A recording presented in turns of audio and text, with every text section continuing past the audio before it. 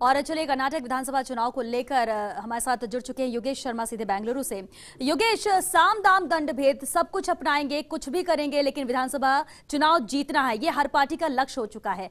आप वहां पर मौजूद है, क्या निचोड़ प्रचार प्रसार का आप देख पा रहे हैं अब जबकि कल मतदाता खुद चुनेंगे अपनी सरकार?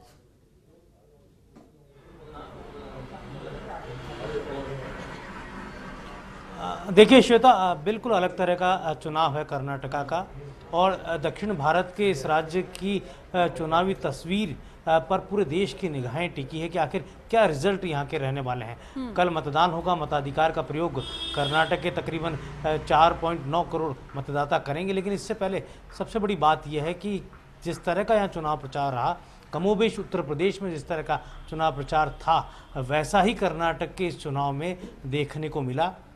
दोनों ही दलों ने, चाहे कांग्रेस और बीजेपी, अपनी पूरी ताकत यहाँ चुनाव प्रचार में लगाई।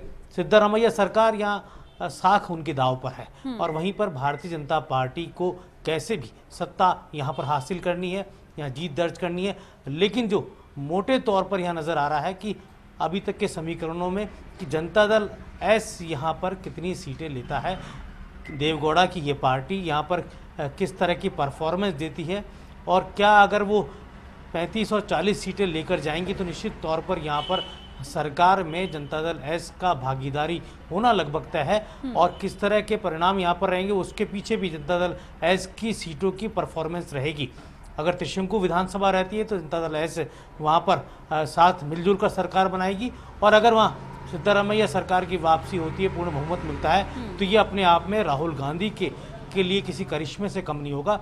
वहीं भारतीय जनता पार्टी कि अगर यहाँ जीत होती है और बहुमत के साथ सरकार बनती है तो नरेंद्र मोदी और अमित शाह का जादू फिर चलता हुआ हमें कर्नाटक में नजर आएगा। येदियुरप्पा सरकार यहाँ पर बनेगी। तो कुल मिलाकर कहा जा सकता है श्वेता कि कर्नाटक का ये इलेक्शन अपने आप में देश की राजनीति की दशा और दिशा को तो तय करेगा, उसके साथ ही इसी साल के अंत में राजस्थान, मध्य प्रदेश, छत्तीसगढ़ जैसे राज्यों में जहाँ चुनाव होने हैं, वहाँ पर कर्नाटक के चुनावों के परिणामों का सीधा असर भी हमें देखने को मिलेगा।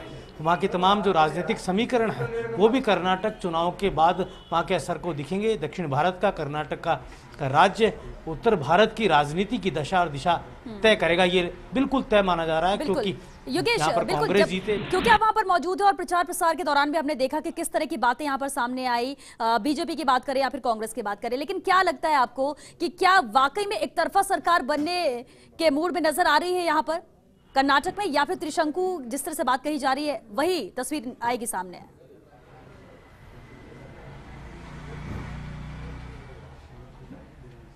देखिए, मतदाताओं का मिजाज अलग अलग है, लेकिन ये कहा जाता है कर्नाटक में कि मैसूर का जो इलाका है, जो सिद्धरामैया का गढ़ कहा जाता है, अगर मैसूर के इलाके ने एक बार फिर सिद्धरामैया का साथ दिया, और जो कि काफ़ी कुछ कर्नाटक की राजनीति भी तय करता है। जैसे हम राजस्थान में कहते हैं कि जिसने मेवाड़ जीता उसने राजस्थान की राजनीति और राजस्थान की सत्ता पर फतह पाई है, वैसे ही कर्नाटक पे कहा जाता है कि जिसने मैसूर को जीता, मैसूर के उस पूरे इलाके को जीता, वहाँ पर परचम फहराया, तो उसकी सत्ता कर्नाटक में बनती है, उसी दल की सत्ता कर्नाटक में बनती है। सिद्धरामैया की पार्टी कांग्रेस पार्टी ने पिछले चुनाव में मैसूर के पूरे इलाके पर अपना प्रभाव जमाया था और इनके गढ़ के तौर पर जाना गया था।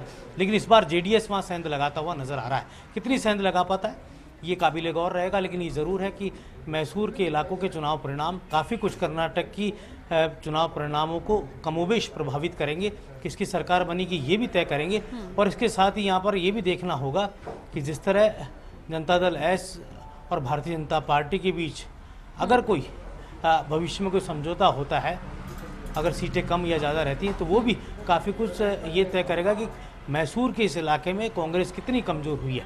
हमने गुजरात के चुनाव परिणाम देखे थे, वहाँ पर भी एक तरह से कहा जाए तो भारतीय जनता पार्टी को कड़ी चुनौती भारतीय कांग्रेस पार्टी ने दी थी, राहुल गांधी ने दी थी, और वैसी चुनौती यहाँ पर अमित शाह, नरेंद्र मोदी को राहुल गांधी देते हुए नजर आए हैं। और ठीक उसी तरह का चुनाव प्रचार यहाँ पर गुजरात की तरह ही यहाँ पर कर्नाटक में राहुल गांधी ने किया है।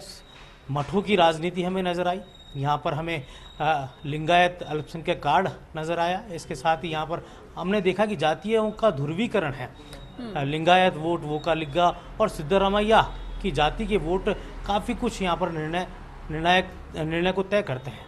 तो क्या कुछ रहेगा ये तो कल का योगेश, मतदान और बिल्कुल 15 कल का मतदान तय करेगा, जनता तय करेगी जो कि कल अपने मत का प्रयोग करने वहां पर पहुंचेगी। लेकिन बड़ी बात ये हो जाती है कि देखना ही होगा कि क्या कांग्रेस अपने इस राज्य को बचा पाएगी या नहीं, क्योंकि गिने चुने राज्य उसके पास है। और दूसरी तरफ बीजेपी की कोशिश ये है कि एक और जीत का मोती, एक और राज्य उनके खाते में आ जाए। देखना होगा कि जनता क्या तय करती है। फिलहाल के लिए शुक्रिया योगेश।